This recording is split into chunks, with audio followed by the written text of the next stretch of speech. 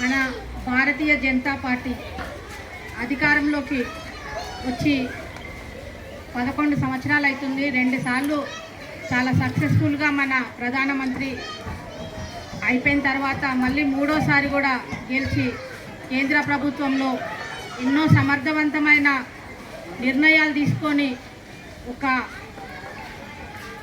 పటిష్టమైన ప్రభుత్వాన్ని ఏర్పాటు చేసి గట్టి నాయకుడు ఎటువంటి నిర్ణయాలు తీసుకున్నా కానీ తిరుగులేని నిర్ణయాలు తీసుకొని మన భారతదేశాన్ని ముందుకు తీసుకెళ్తున్న మన నరేంద్ర మోడీ గారి ప్రభుత్వం గురించి మనం ఈ 11 సంవత్సరాల్లో ఎన్నో కార్యక్రమాలు చేసినాం. ఆ కార్యక్రమాలన్నీ కూడా చాలా పెద్ద లిస్ట్ ఉంది.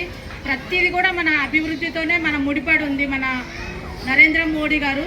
ఎందుకంటే ఆయన ఏ నిర్ణయం తీసుకున్నా కానీ చాలా సమర్థవంతంగా నీతి నిజాయితీతో నిస్వార్థంగా భారతదేశానికి సేవ చేస్తున్నాడు. కాబట్టి ఎన్నో నిర్ణయాలు సంచలనమైన నిర్ణయాలు తీసుకున్నాడు. మొట్టమొదటిగా ఏంటంటే పెద్ద నోట్ల రద్దీ, దాంతో మన దేశం చాలా అభివృద్ధి చెందింది. తర్వాత జిఎస్టీ తీసుకొచ్చిండు. 370 ఆర్టికల్ని తీసేయడం వల్ల మన జమ్మూ కాశ్మీర్ మనది అయిపోయింది. తర్వాత ట్రిపుల్ తలాక్ కానీ 33% మహిళలకి. తర్వాత ఇంకా పెద్ద 500 సంవత్సరాల నుంచి మనం కలగంటున్న రామ మందిరం మన జాతికి ఎంతో గర్వకారణము. ఆ రామ మందిర నిర్మాణం కూడా మనము ఈ ప్రభుత్వంలో సాకారం చేసుకున్నాం మనము. తర్వాత ఇంకా మనకి ఈ 11 సంవత్సరాల్లో ఎన్నో జాతీయ రహదారులు, ఎంత అభివృద్ధి అంటే మన ప్రధానమంత్రి గారు ప్రపంచ దేశాలకు వెళ్తే అక్కడ ప్రధానమంత్రులు రెడ్ కార్పెట్ వేసి మనకి స్వాగతం పలుకుతున్నారు. అలాగే నరేంద్ర మోడీ గారు మన దేశంలో పెద్ద విపత్తు కరోనా సమయంలో అధైర్యపడకుండా ప్రజలకి భరోసానిచ్చి మనందరికీ కూడా వ్యాక్సిన్ తయారు చేయించి మనందరికీ ప్రజలందరికీ కుల మత ఏ భేదం లేకుండా ధనిక పేద అనే ఏ వర్గం లేకుండా అందరికీ కూడా ఫ్రీగా వ్యాక్సిన్ ఇచ్చి ఇవ్వడమే కాకుండా ఇతర దేశాలకు కూడా ఎగుమతి చేసే స్థాయికి మన నరేంద్ర మోడీ గారు తీసుకొచ్చిర్రు. ఆ కరోనా విపత్తు దాటి కూడా మన దేశం ఇప్పుడు ఆర్థిక వ్యవస్థలో 3వ స్థానంకి వచ్చింది. మనము ఆర్థికంగా మనం ఎక్కడో ఉండే గత కాంగ్రెస్ ప్రభుత్వాలన్నీ ఉన్నప్పుడు, కానీ ఇప్పుడు మన నరేంద్ర మోడీ గారు వచ్చే కాలంలో మనము ఆర్థిక వ్యవస్థలో మొదటి స్థానంలో కూడా ఉండబోతాము.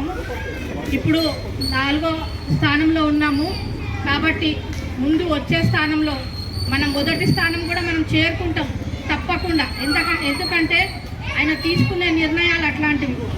తర్వాత వందే భారత్ మన దగ్గర తయారు చేసుకొని ప్రతిదీ కూడా మన దగ్గర మన సాంకేతిక నిపుణులతోని మనం తయారు చేయించుకొని మన దేశం అభివృద్ధి చెందుతుంది.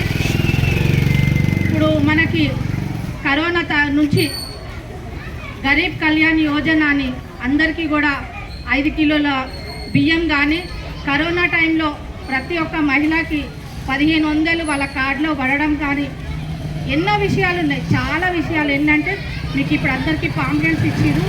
వాటిలో ఎన్ని కార్యక్రమాలు ఉన్నాయంటే ఇవన్నీ కూడా ఏ ప్రభుత్వం ఏ పార్టీ కూడా ఇవన్నీ అబద్ధమని చెప్పలేని పరిస్థితి. ఎందుకంటే అవన్నీ నిజాలు, చాలా సమర్థవంతంగా నిర్వహించినటువంటి నిజాలు మన నరేంద్ర మోదీ గారు. ఇంకా చాలా విషయాలు ఉన్నాయి. మళ్ళీ ముఖ్య అతిథులు రామ మందిరం, తర్వాత మన ట్రిపుల్ తలాక్, ముఖ్యంగా మన మహిళలకు 33% రిజర్వేషన్, మన వికసిత్ భారత్లో భాగంగా మన చంద్రయాన్ కానీ ఏ రంగంలో చూసినా, వ్యవసాయ రంగంలో, విద్యా రంగంలో, ఆర్థిక రంగంలో, వ్యవసాయ రంగంలో, ఉద్యోగ రంగంలో ఏది చూసినా కూడా మనకెంతో అభివృద్ధి మన నరేంద్ర మోదీ గారు చేసిరు. ఆయన అక్కడ భారతదేశాన్ని అభివృద్ధి చేస్తుంటే మన ఇక్కడ కిషన్ రెడ్డి గారు మన పార్లమెంటులో, మన సికింద్రాబాద్లో, మన మెట్రోలో కూడా ఎన్నో అభివృద్ధి కార్యక్రమాలు చేసిరు. ఇక్కడ హాస్పిటల్లో రోగులు నిలబడకుండా ఎండలో ఉండకుండా వాళ్ళకి షెడ్ వేయించారు.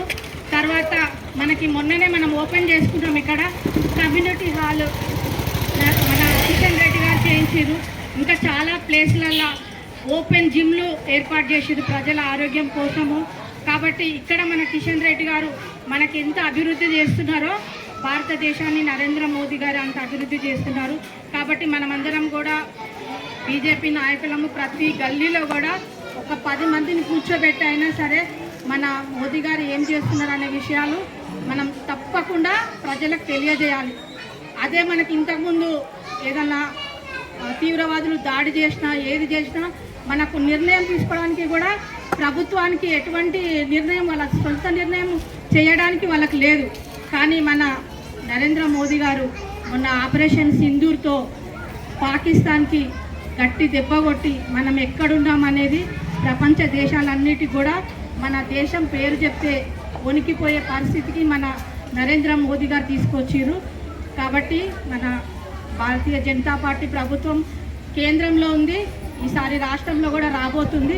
కాబట్టి మనమందరం కూడా ఇంకా ఎక్కువ కష్టపడి ప్రతి గల్లీలో ప్రతి వాళ్ళందరికీ ఇవన్నీ ముఖ్యంగా మహిళలు తెలుసుకోవాల్సిన విషయాలు.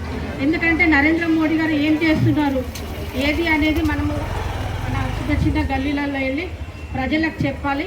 మన బాధ్యత అది. అందరికీ నమస్కారం.